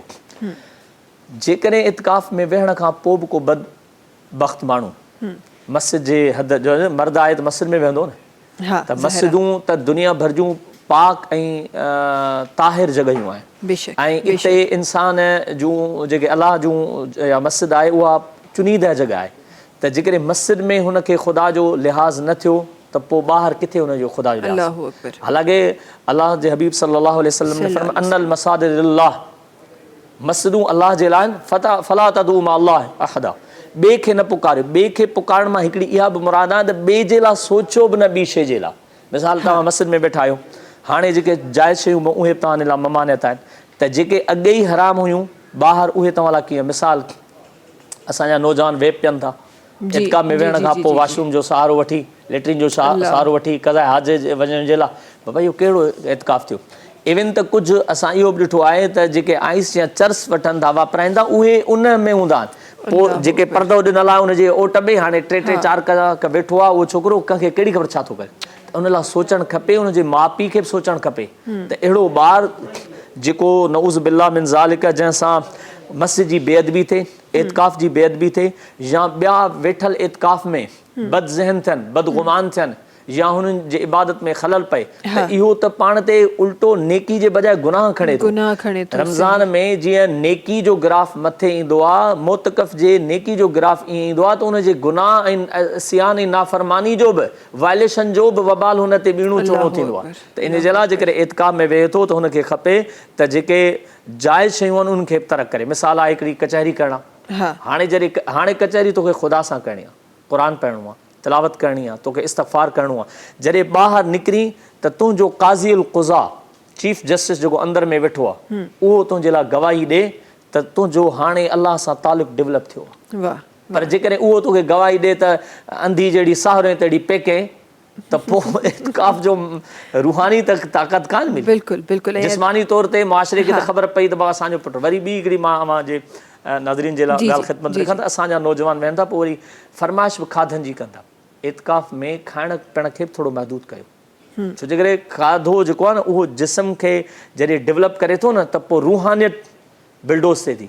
उहो रूह खे जे ताक़त खे वधाइण जे लाइ जिस्मानी ताक़त खे घटाइणो आहे। जिस्मानी ताक़त मां मुराद हुन जी ज़ेबो नुमाइश घटि करणी आहे, त जीअं जिस्म भले ॾुबरो थिए रूहानी ताक़त वधे। असांजो आहे त रूह मोह पियो आहे, सफ़ा हुन जे दिलि ते का ॻाल्हि अलाह हुन रसूल सल्लल्लाहु अलैहि वसल्लम जी वेही कान जिस्म आहे जंहिंजे हुन सवारण जे लाइ हू हमा वक़्तु कोशिशि करे थो त उन जे लाइ खपे त जिस्म ते घटि उन टाइम ते तवजो करे रूहानियत ते घणो ॾे। ॿियो खाधा अमा ही पचायो माण्हू अमा ही पचायो माण्हू बाबा तूं इतकाफ़ में वेठो आहीं या ही फरमाइशी को प्रोग्राम आहे सही इतकाफ़ में त बल्कि त रोज़ो सेखारी असांखे इहो थो त थोरी बुख काटियो बिल्कुलु अॻे ई इतकाफ़ में वेठो आहीं फिज़िकली का बि एक्टिविटी कान्हे का तोखे हुई बुख कान थी लॻे उन खां पोइ वरी फरमाइशी प्रोग्राम हुजनि फलाणी शइ आणियो फलाणी शइ आयो त इहो त कोन्हे को जॾहिं मस्जिद में तूं वेठो आहीं त तकलीफ़ अचे त उन तकलीफ़ ते अजर आहे जीअं क़ुरान करीम में आहे त तव्हां जॾहिं हज ते वेंदा आहियो जी जी त जेका बि तकलीफ़ तव्हांखे हज जे दौरान ईंदी आहे न भीड़ हूंदी आहे न कंहिं धिको ॾिनो कंहिं ठू ठाई त नेचर आहे त असां पाकिस्तानी माण्हू त थोरी घणी ॻाल्हि तां गार ॾींदा आहियूं ऐं आस्तीनूं चढ़ाईंदा आहियूं वला रफ़स वला फसूक वला जिदाल त उते न गाली गलूच करिणो आहे न झगड़ो करिणो आहे असुल तव्हांजे सबर पेशन जो इम्तिहान हिते आहे सही सही छो जे करे जंहिंमें जेतिरी टॉलरेंस हूंदी आहे बर्दाश्त हूंदी आहे अलाह जे वेझो ओतिरो उहो माण्हू हूंदो आहे इन अलाह मां असाबरीन जेको क़ुरान चयो आहे न इहो इन लाइ चयो त सबर बि हिकिड़ी इबादत आहे इबादत आहे माण्हू रुॻो सम्झो नमाज़ इबादत न सबर बि हिकिड़ी इबादत आहे शुक्र बि हिकिड़ी इबादत बिल्कुलु बिल्कुलु ऐं जॾहिं रमज़ान मुबारक जो महीनो अचे थो माह रमज़ान अचे थो हुन में वरी जॾहिं तव्हां रोज़े जी हालत में आहियो त रोज़ो बुत तव्हांखे सबर करण ई सेखारे रहियो आहे ऐं रोज़े में असां हिकु ॾाढो इन जो हिकु पासो मां रोज़ेदार जो ज़रूरु इहो बि ज़रूरु शामिलु करे चाहींदमि त रोज़ेदार ॾिसो कहिड़ो ख़ूबसूरत अमल आहे त तमामु जेको साल आहे तमामु जेको 11 महीना आहिनि जंहिं वक़्त ते तव्हां रोज़ो नथा रखो चलो 11 महीननि न बि न वञो तव्हां रमज़ान मुबारक जे महीने जी ॻाल्हि करे वठो उन महीने में उहो टाइम जंहिं टाइम ते तव्हां रोज़े सां आहियो तव्हां पाण ख़ुदि मुख़्तियार आहियो पंहिंजी शयुनि जो तव्हां चाहियो त तव्हां करे सघो था तव्हां चाहियो त तव्हां खाई सघो था तव्हां चाहियो त तव्हां पी सघो था तव्हां चाहियो त अगरि ख़ुदा ताला तव्हांखे हिदायत ॾे पर अगरि कंहिं ग़लति अमल में आहियो तव्हां उन खां पाण खे रोको था छो जो तव्हां रोज़े में आहियो सो सबर इख़्तियार कयो था सो सबर त तव्हांखे रोज़ो त तव्हांखे हूअं ई सबर जो दर्स ॾेई रहियो आहे तॾहिं ई त क़ुरान पाक में एतिरो वॾो कलाम फरमायल आहे त अलाह ताला सबर करण वारनि सां गॾु आहे इन खां वधीक छा ई खपे इंसान खे हितां गॾु थियण जूं न उहा कनेक्शन जी बल्कि प्रोफेट सल्लल्लाहु अलैहि वसल्लम फरमायो त जेकॾहिं रोज़े सां तव्हां सां को माण्हू झगड़ो करे त तव्हां हुनखे चओ रोज़े सां यानी रुगो मुंहिंजे खाइण पीअण जो रोज़ो न आहे मुंहिंजे सबर जो बि रोज़ो आहे सबर जो बि रोज़ो आहे बेशक बेशक हर हिकु शइ जो रोज़ो आहे असां गॾु हिकु ॿिया साथी आहिनि जिन असांखे जॉइन कयो आहे असांखे सिकंदर ज़मान साहिब आहिनि जिन असांखे जॉइन कयो आहे ट्रांसमिशन जे वालेकुम अस्सलाम भलीकार तव्हांखे ट्रांसमिशन जे हिन हिसे में जनाब खे गुज़ारिश करणु चाहियां थी त पंहिंजी ख़ूबसूरत आवाज़ रखनि बिस्मिल्लाह रहमान रहीम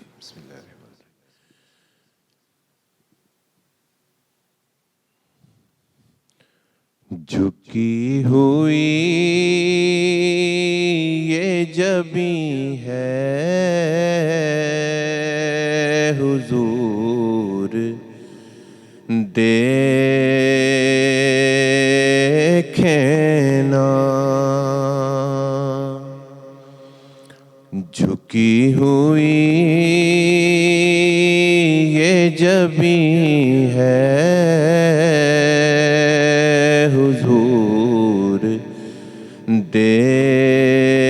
देखें ना झुकी हुई ये जबीं है हुजूर देखें ना हमारा क़ल्ब हज़ीं है हुजूर देखें ना हमारा क़ल्ब हज़ीं है हुजूर देखें ना किसी का कोई तो होता है इतने लोगों में हमारा कोई नहीं है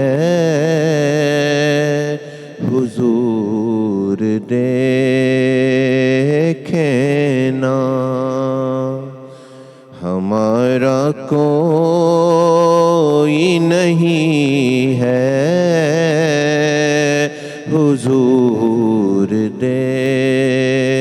دیکھنا ہماری آنکھوں میں خوشیوں کا رقص ہوتا تھا ہماری آنکھوں میں خوشیوں کا رقص ہوتا تھا اب ان میں درد مکی ہے حضور دیکھنا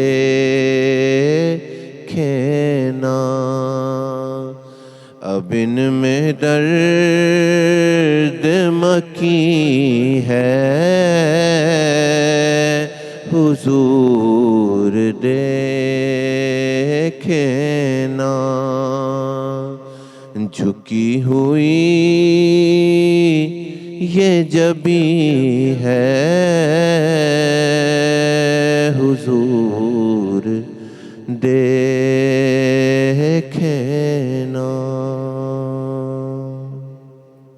سبحان اللہ ماشاء اللہ ماشاء اللہ. ٹرانسمیشن میں وقت ہے بریک جو ناظرین کچھ ہی دیر میں تہاں سے ملاقات کرنا سی. سلام رمضان میں. سلام رمضان سلام رمضان سلام رمضان سگر ایک دفعہ بیہر تاں سبنی سامو حاضر رہیوں. ٹرانسمیشن جاری ساری ہے. کچھ بن ساتھین بھی اساں کے جوائن کیا ہے انہن جو بھی آواز انشاءاللہ ٹرانسمیشن میں ضرور رکھبو. گڈو گڈ کچھ سوالات جے ایم شور تے تمام اوے اساں بھیڑ بھا جے اعتکاف جی نیت رکھن تا انہن جے دلن میں آہن. ایک شے جے ہن وقت بریک میں بھی عبدالخالق صاحب اساں ڈسکس تھی رہی جی تاں تو خوشی غمی ہاں خوشی غمی جی گال کجے تو ان میں کھوڑ ساریوں شیوں اچی تھی ونن. خوشی کے تو وری بھی مانو ترک کرے سگے تو پر کچھ غم اڑا ہوندا آہن جن کے اترو آسانی سا ترک نہ کرے سگبو ہے.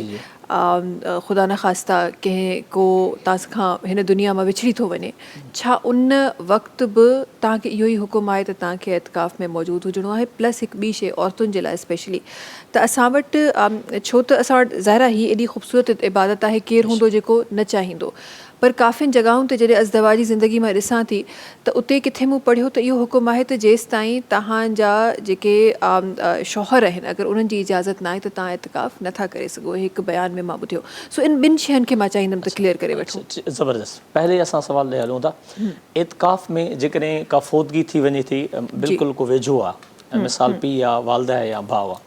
2010 میں مجھے والدہ جو انتقال تھیو آخری اشرے میں مجھے وڈی آپی اللہ ان کے غریق کے رحمت کرے روزے سائیں وری جے مجھا دوست رشتہ دار سنجھان تھا وری سگھڑ خاتون عبادت گزار ہوئی جی عبادت گزار ہی سخیہ بھی ہوئی وری. سو اللہ سے ان کے غریق کے رحمت کرے تو مجھے وڈی آپی اعتکاف میں ویٹھل ہوئی.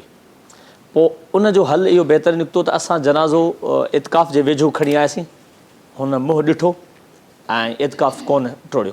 پر جے کرے تمام مثال آئے کراچی میں ویٹھا آیو فوتگی گوٹ تھی ونے تو انڈرسٹوڈ ہے تاکہ ونجنو پے تو اوہاں ایکڑی بھلی گال کئی تو خوشی میں مانو نہ بھی شریک تھے کا گال پر غم میں یہ ٹائم ہی اڑو سہارے یہ سہارے جو ٹائم ہوں خوشی میں تو امن دب تالیوں وجائینا اتنے تاکہ اتنے سہار جے بیک اپ کی ضرورت نہ ہوندی پر غم جے ٹائم تے جگہ تاں ویجھا ہوندا ان جو بیک اپ کھپندو سہارو کھپندو. پو جے کرے خدا نہ خواستہ کا ناگہی تھی وئی آ کو اہڑی ڈیتھ تھی وئی آ جکا ناگزیر آئے جنہی ونجण تے تو وہ اعتکاف ٹروڑے جے سمجھے تے وہ ٹروڑے ان کھا پو قضا کرے جے ॿियनि शयुनि जे लाइ आहे.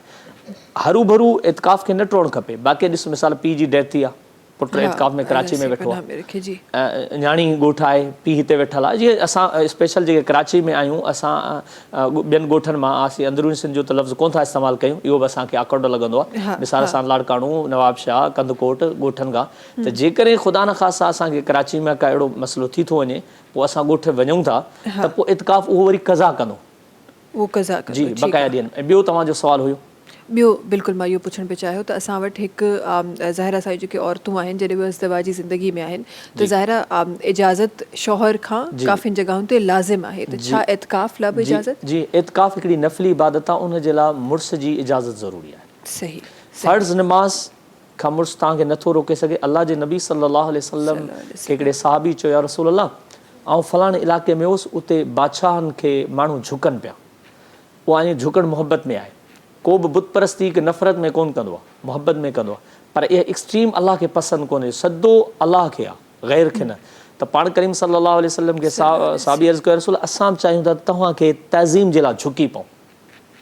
त पाण करीम सल्लल्लाहु अलैहि वसल्लम फरमायो, इहो तज़ीम जे लाइ झुकण जेकॾहिं हुजे हा त मां दुनिया जी ख़वातीन खे हुकुम ॾियां, मां मोहम्मद सल्लल्लाहु, जेका हाई अथॉरिटी आहे आफ्टर द गॉड, अलाह खां पोइ हाई अथॉरिटी प्रोफेट सल्लल्लाहु अलैहि वसल्लम, त उहे चवनि पिया त जेकॾहिं आउं अलाउ कयां हा त औरत खे हुकुम कयां त पंहिंजे ख़ावंद खे सदो कर, यानी एॾी तज़ीम आहे त फ़र्ज़ नमाज़ खां मना न करे, फ़र्ज़ी रोज़नि खां मना न करे, बाक़ी जेका नफ़ली इबादत आहे त जेकॾहिं ख़ावंद मना थो करे त मुंहिंजे ख़्याल में उनखे न करणु खपे। पर मां सम्झां थो इहा जेका 21वीं सदी आहे त असांजा जेके ख़ावंद मर्द हज़र उहे त चवंदा त औरत वञी वेहे त थोरो हूअ पाण बि रिलैक्स रहे ऐं बि रहा।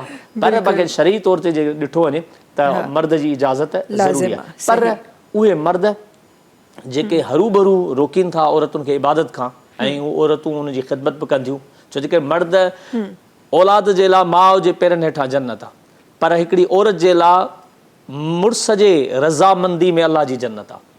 उनखे उहा राज़ी रखंदी त अलाह साईं जी जन्नत खे तरे पाइनि। त मर्दनि खे बि खपे त एॾी बि बख़ील थी न वेहनि जो हुनखे इन नंढियुनि नंढियुनि इबादतुनि खां बि रोके।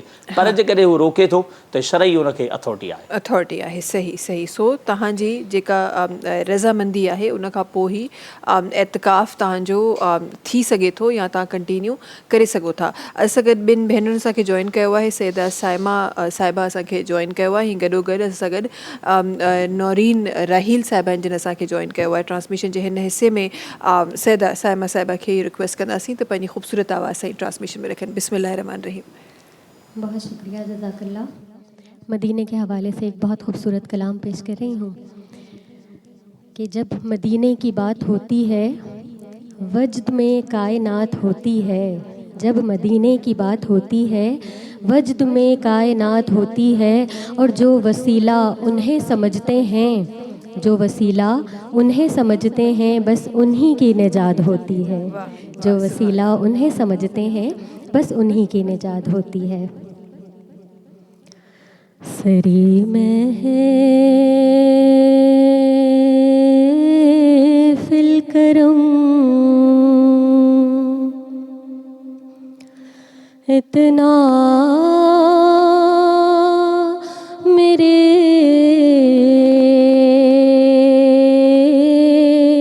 सरकार हो जाए, निगाहें मुंतज़िर रह जाए और दीदार हो जाए। तसव्वुर में तेरे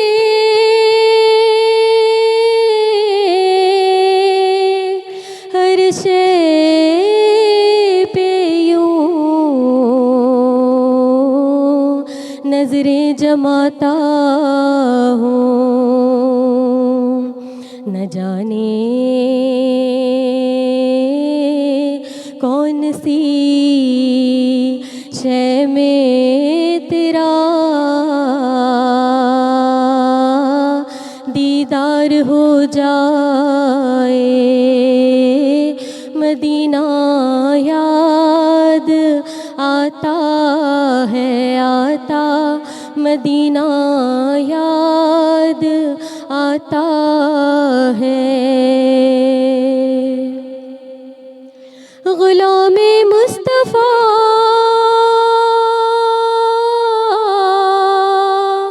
बनकर मैं बिक जाऊँ मदीने में। या रसूल अल्लाह गुलामे मुस्तफ़ा बनकर मैं मदीने में मोहम्मद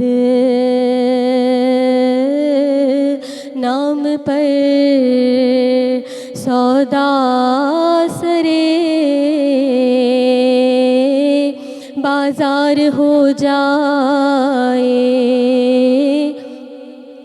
मदीना याद आता है आता, मदीना याद आता है आता, मदीना याद आता है। सरी में है फिल करम इतना मेरे सरकार हो जाए, निगाहें मुंतज़िर रह जाए और दीदार हो जाए।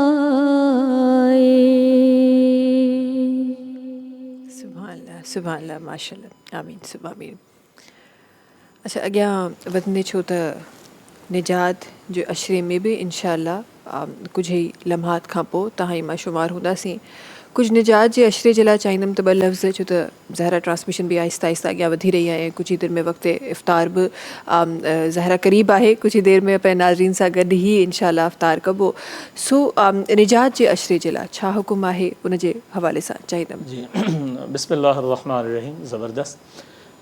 पाण करीम सल्लल्लाहु अलैहि वसल्लम जेका हदीस बयानु कई आहे, हज़रत सलमान फ़ारसी उन जा रावी आहिनि, शुअबुल ईमान ऐं ॿिनि किताबनि में उहा हदीस मौजूदु आहे त आख़िरी जेको अशरो आहे उनखे इत्कुम मिन अन्नार चयो आहे, यानी पहिरियों रहमत ऐं ॿियो जेको वस्त हुनजो आहे मग़फ़िरत ऐं हुनजो आख़िरी जेको आहे आख़िर हू इत्कुम मिन अन्नार ओ कमा क़ाल सल्लल्लाहु अलैहि वसल्लम। त जहन्नम खां आज़ादी आहे। हाणे जॾहिं जहन्नम खां आज़ादी आहे त बदकिस्मती सां असां माण्हू इन जो रुख वरी बाज़ारुनि में कंदा आहियूं ऐं वरी छा त रमज़ान जी इब्तिदा में असां मस्जिदनि जो रुख कंदा आहियूं, इबादत कंदा आहियूं, दरमियान में वरी दम तोड़जी वेंदो आहे, वरी आख़िर में त अलाह पनाह ॾे सफ़ा असांजो दम तोड़जी वेंदो आहे। असांखे ईअं महसूसु थींदो आहे जहिड़ो सॼो साल सां लाइ रमज़ान हुजे। रमज़ान अलाह जो महिमान महीनो आहे। पाण करीम सल्लल्लाहु अलैहि वसल्लम फरमायो त जेकॾहिं मुंहिंजी उम्मत खे ख़बर पए त इहो रमज़ान केॾो भलाईअ जो आहे त इहे तमन्ना कनि त सॼो साल हुजे। त उन में मग़फ़िरत जो बि त अशरो आहे न। त इन मग़फ़िरत जे अशरे खां पोइ वरी निजात जो आहे। निजात जो आहे त हाणे इहो जहन्नम खां आज़ादु थींदो। पाण करीम सल्लल्लाहु अलैहि वसल्लम मां फरमायो त जॾहिं ईद उल फितर जी राति ईंदी आहे त उन राति में अल्लाह रब्बुल इज़्ज़त दुनियावी आसमान ते पंहिंजे शान मुताबिक़ नाज़िल थींदो आहे। हालांकि इहो टाइम अहिड़ो आहे न, इम्तिहान आहे इंसान जो। त हाणे मार्केट वञा, शॉपिंग कयां, हाणे फिल्म ॾिसां, सॼो महीनो कोन ॾिठो अथमि, हाणे हीअ बि करे वठां, हाणे डबू बि खेले वठां, हाणे शीशो पी वठां, हाणे फलाणो बि कयां, हाणे फलाणो जीअं वाड़ में ॿधल हुजे जानवर, इहो नफ़्स अमारा आहे न, इनखे ज़ंजीरुनि में हम वक़्तु जकड़णो हूंदो आहे। त पोइ पाण करीम सल्लल्लाहु अलैहि वसल्लम फरमायो त अलाह सां निदा ॾींदो आहे त आहे को माफ़ी घुरण वारो, मां अलाह हुनखे माफ़ु कयां। आहे को जहन्नम खां पनाह घुरण वारो, मां अलाह हुनखे जहन्नम खां पनाह ॾियां। आहे को सवाली जेको मूंखां सवाल करे। असांजा उस्ताद साहिब ॿुधाइनि पिया त हिकिड़ो माण्हू ॿाहिरि का यूरोप जे तरफ़ ट्रेवल करे रहियो त जेके इंटरनेशनल फ्लाइट्स आहिनि उन में बेयर्स वग़ैरह पेश कंदा आहिनि, ठीकु आहे, उते कामन आहे। त मूंखे जॾहिं ॾिनई त मूं चयो त मूंखे कोन खपे। त चई त सर ही फ्री आहे। त हुन सम्झो शायदि इन जी का पेमेंट करणी पवंदी, हुन चयो फ्री आहे। त हुन चयो अच्छा फ्री आहे त पोइ इहो तव्हां वञो पायलट खे पियारियो। अच्छा पायलट खे पियारियो। त चयो sir how can possible, pilot on the duty, ऐं ड्यूटी जे दौरान हू जेकॾहिं पी वेहंदो त सही सही ठीकु आहे, ॿियो त हलियो। त हुन चयो डेथ आई एम मुस्लिम, मां मुस्लमान आहियां, ऐं 24 कलाक अलाह जी ड्यूटी ते अल्लाह सुभान अल्लाह। त हाणे मुस्लमान खे सोचणु खपे घटि में घटि अलाह जो हया खपे। असां चवंदा आहियूं न असांजे बहिराड़ी में अञा थोरो हया आहे। तव्हां नोट कयो त नौजवान जॾहिं सिगरेट जो को कश हणंदो आहे त तव्हां असांखे ॾिसी करे लिकाईंदो आहे। इहो ऐं असांजा जेके पोढ़ा आहिनि जज़्बा, उन्हनि खे खपे त जो हया कनि। त हुनखे एतिरो त हया थियो आहे जो तोखे ॾिसी उन शइ खे लिकायो आहे। हाणे हरू भरू हुन जे पोयां न पियो त इहो छा अथई मूंखे ॾेखार, इहो बि हिन में हया आहे। त पाण करीम सल्लल्लाहु अलैहि वसल्लम फरमायो त सभ खां वधीक जेको हया जो हक़दार आहे उहो अलाह जी ज़ात आहे। वमा क़दरुल्लाह हक़ क़दरी, अलाह से शिकवा करे थो त मुंहिंजो तव्हां ईअं क़दुरु कोन कयो जहिड़ो हक़ आहे। यानी मिसाल आहे तव्हांजो गेस्ट ईंदा आहिनि, महिमान असां वटि ईंदा आहिनि, पोइ असांखे ख़बर हूंदी आहे त कंहिं महिमान खे किथे विहारणो हूंदो आहे, कंहिंजी पोज़ीशन कहिड़ी आहे। त असांखे ख़बर हुजे खपे त असांजे मालिक पालणहार जी पोज़ीशन छा आहे, उहा इहा आहे त हुनजी इबादत सां गॾु हुनजो हया बि हुजणु खपे त कहिड़ी शइ जी हुन ममानियत कई आहे, कहिड़ी शइ जी मूंखे परमिशन ॾिनी आहे। त हीअ जेको मग़फ़िरत जो असरु आहे, उन खां पोइ निजात जो जेको असरु आहे, उन खां जहन्नम जे बाहि खां हाणे आज़ादी आहे। हाणे आज़ादु थियण जे बजाए ज़ोरीअ छिके पंहिंजे नफ़्स अमारा खे वञी थो उन आड़ा में हणे, सो उनजो लिहाज़ आहे थोरो करणु खपे। बेशक बेशक, हे ॾाढी तव्हां ख़ूबसूरत तव्हां ॻाल्हि कई आहे, वक़्तु इलाही घटि बचियो आहे, पर वाक़ई में त असां वटि जेको हे आख़िरी ॾिहाड़ा आहिनि, असां वटि शुरू जे ॾिहाड़नि में चाहे उहे बाज़ारूं न सलोन्स बि आख़िरी ॾिहाड़नि में ई वसंदा आहिनि। हालांकि उहो आख़िरी टाइम आहे, तॾहिं त आहिस्ता आहिस्ता आहिस्ता करे ताकी तव्हां स्टार्टिंग में तव्हांखे थोरो थोरो थोरो करे ऐं आख़िर में तव्हांखे सभु कुझु, तॾहिं त लैलतुल क़दर आख़िरी रातुनि में रखियल आहे। सो इन जो मतिलबु त आख़िरी ॾिहाड़ा वधीक इम्पॉर्टेंट आहिनि। अब हूअं त सॼो माह रमज़ान ई इम्पॉर्टेंट आहे, पर आख़िरी ॾिहाड़नि खे वधीक तरजीह आहे ऐं असांखे उन में वधीक असांखे इबादतूं करणु खपनि, छो त ख़बर न आहे त अॻे साल असांखे इहो नसीब थींदो या न थींदो। अलाह असीं सभिनी ते रहम करे ऐं सभिनी जी सिहतयाबी सां उमिरि दराज़ करे, पर असांखे नाहे ख़बर त अॻियो रमज़ान असां ॾिसंदासीं या न ॾिसंदासीं। सो हीअ जेके अशरो स्टार्ट पियो थिए, हीअ जेके ॾिहाड़ा स्टार्ट पिया थियनि, इहे सभिनी खां वधीक इंपॉर्टेंट आहिनि। ट्रांसमिशन जे इख़्तिताम जी तरफ़ हली रहिया आहियूं, वॾी महिरबानी तव्हांजी असां सां गॾु हुजण जी, ख़ूबसूरत ॻाल्हियूं सां ट्रांसमिशन में रखण जी, तव्हांजी वॾी महिरबानी असां सां गॾु हिन ट्रांसमिशन में हुजण जी। इन खां पहिरीं जेतिरा इख़्तिरानात हुआ हुआ उन्हनि जी वॾी महिरबानी, तव्हांजी वॾी महिरबानी हर रोज़ु असांजी ट्रांसमिशन में असांजो साथ ॾियण ॾी। गॾोगॾु करशी जामे शीरी जो बि हिते इंशाल्लाह ज़िक्र कंदा हलंदासीं। करशी जामे शीरी जंहिंजे दस्तरख़ान ते तव्हां सां थोरी देरि में मुलाक़ात थींदी, जंहिंजो चवणु आहे त विरहाइण सां वधंदो आहे। करशी जामे शीरी जेको ख़ालिस आहे ऐं 100% प्योर अर्कियात सां ठहियलु आहे। जेकॾहिं तव्हां बि चाहियो था त तव्हां जूं ख़ुशियूं सहरो अफ़्तार में ख़ालिस थी वञनि त सहरो अफ़्तार में इस्तेमालु कयो करशी जामे शीरी। इंशाल्लाह कुझु ई देरि में करशी जामे शीरी जे दस्तरख़ान ते तव्हां सां मुलाक़ात थींदी ऐं उन खां पोइ इंशाल्लाह सुभाणे हिकु नई ॻाल्हि सां गॾु इंशाल्लाह पंहिंजी ट्रांसमिशन खे वराए सां जारी ऐं सारी कंदासीं। तेसि ताईं असांखे इजाज़त ॾींदा, इंशाल्लाह सुभाणे तव्हां सां मुलाक़ात कंदासीं। आख़िर में नौरीन राहिल साहिबा जिनो आवाज़ सां शामिलु करे रहिया आहियूं। इंशाल्लाह मुलाक़ात सुभाणे कंदासीं तव्हां सभिनी सां। सलाम रमज़ान में, बिस्मिल्लाहिर रहमानिर रहीम। हमें वो अपना कहते हैं, हमें वो अपना कहते हैं, मोहब्बत हो तो ऐसी हो, हमें रखते हैं नज़रों में, हमें रखते हैं नज़रों में, इनायत हो तो ऐसी हो, वो पत्थर मारने वालों को देते हैं दुआ अक्सर, वो पत्थर मारने वालों को देते हैं दुआ अक्सर, कोई लाओ मिसाल ऐसी, कोई लाओ मिसाल ऐसी, शराफत हो तो ऐसी हो, हमें रखते हैं नज़रों में, इनायत हो तो ऐसी हो। और काबिल समात शार कि नमाज़े असर को कुर्बान करके उनके चेहरे पर, नमाज़े असर قربان کر کے ان کے چہرے پر علی مولا نے بتلایا، علی مولا نے بتلایا، زیارت ہو او ایسی ہو ہمیں رکھتے ہیں نظروں میں، عنایت ہو تو ایسی ہو۔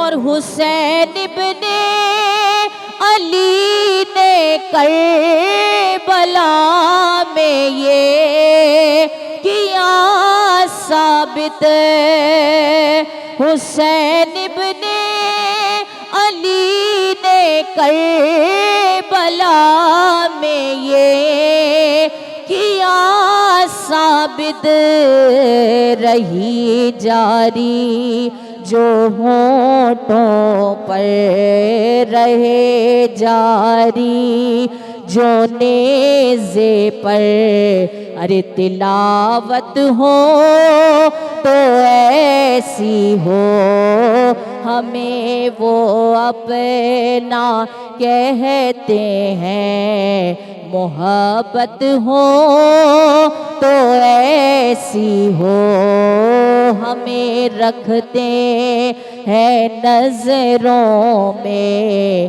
عنایت ہو تو ایسی ہو۔ सब्सक्राइब कयो असांजो official YouTube channel Sindh TV HD Islamic ऐं वधीक अपडेट लाइ बेल आइकन खे क्लिक करियो।